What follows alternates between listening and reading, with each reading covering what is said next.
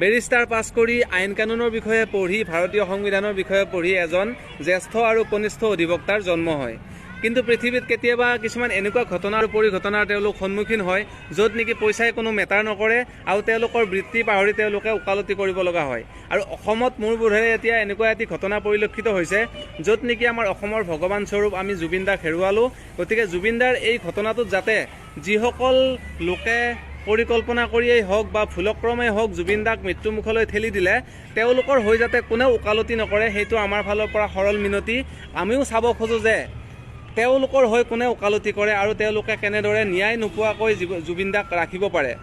আপোনালোকে এজন অসমীয়া হিচাপে বা অসমৰ বাহিৰৰ হ'লেও জুবিন দাক যদি ভাল পায় আৰু মানৱতাৰ জয়গান গোৱা শিল্পীক যদি সঁচাকৈ ভাল পায়, জুবিন দাৰ হৈ সপক্ষে ওকালতি কৰক আৰু জুবিন দাৰ এই মৃত আত্মাক শান্তি দিবলৈ চেষ্টা কৰক, তথা অসমবাসীৰ হৃদয় আপোনালোকে জিনিব পাৰিব যদিহে আপোনালোকে সত্য ঘটনাৰ তদন্ত ৰাইজৰ সন্মুখলৈ পোহৰ কৰি আনিব পাৰে।